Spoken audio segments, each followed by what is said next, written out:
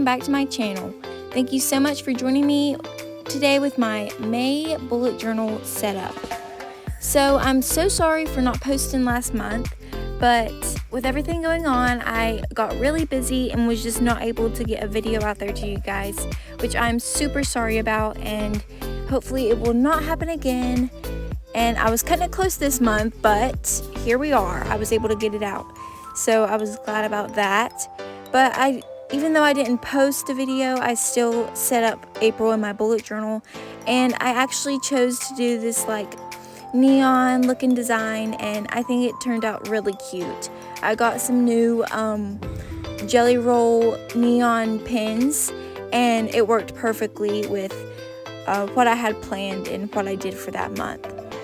So for May, I decided to go with a more neutral, calm theme that still satisfied the springy sort of feel of May. And I chose to do a sort of like farmer's market theme. My mom is actually starting a little small business at the farmer's market here in our town where I live.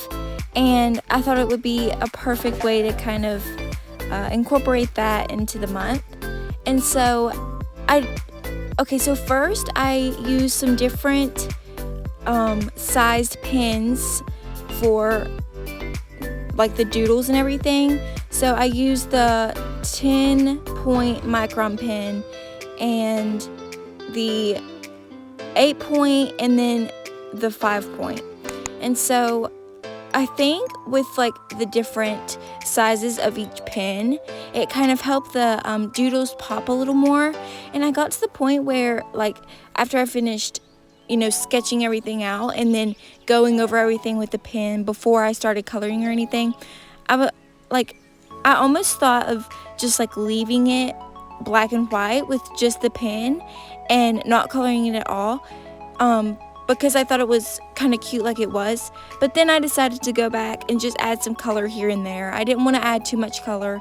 As you can see, I just kind of placed it here and there on each doodle. But I think it looks cute this way, adds a little bit more of a springy touch. But if you're looking for like a more neutral theme in your bullet journal, I think this theme would be cute, just, black and white and gray. And I don't think you need to add very much color at all. But if you're one of those people that loves to add color, this is a perfect theme for that too. So I'm doing the regular spreads that I normally do. I have my cover page, of course, and my monthly Bible verse, and then my monthly calendar, and my habits tracker is on the next page with a word a day. And so, like I do in all my previous videos, I have this monthly big calendar that takes up most of the space on these two pages. So it is like having the big calendar, like it's kind of awkward to incorporate some doodles sometimes, just because of how almost awkward the calendar can be shaped, and so it doesn't really give a lot of room to actually doodle. But I think it's fine because once I fill everything in for each day, it kind of fills in this page so it doesn't look as blank. But I did include a little bread basket with some little strawberry jam in the corner. So I think I love to add doodles on each page, no matter like what it is. And usually on the calendar page, they do end up being a little bit smaller than the rest of the doodles, but I think it works out fine.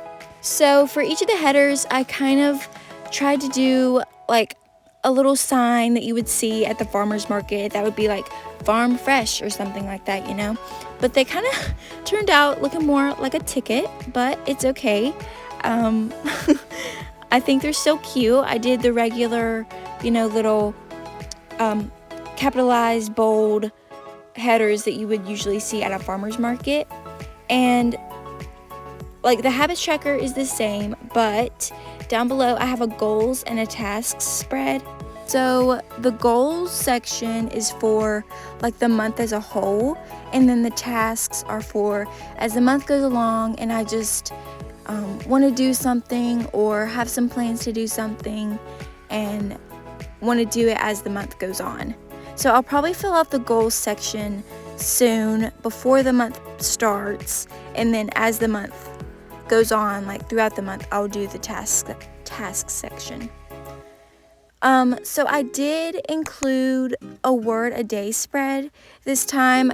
If y'all have watched my videos, I usually have a gratitude tracker, but I thought that this would be a cool way to kind of, have a spin on that, make that a little bit shorter, because I have been in sort of like a bullet journal slump lately, I guess you could say. Like only filling stuff out like halfway through the month and then kind of forgetting about it. So I wanted to try to keep it short and simple this month and try to get me back in the go. And so I think a word a day would kind of, take the place of a gratitude tracker, but just shorten it a little. The doodles I found off of Pinterest and just kind of did my own spin on it. But I have the scales, as you can see, and a little potted plant with a chair. I just tried to imagine what you would see at a farmer's market. Or I didn't try to imagine it. I've been to a farmer's market before, but so I just try to get little ideas from what I've seen and then try to just incorporate that into my bullet journal. Next month, I plan on getting a video out much sooner, so hopefully you guys will have a chance to look at this before you start your setup yourself. But I just want to thank you all so much for joining me today. Thank you for watching, and I hope to see you in my future videos. Bye!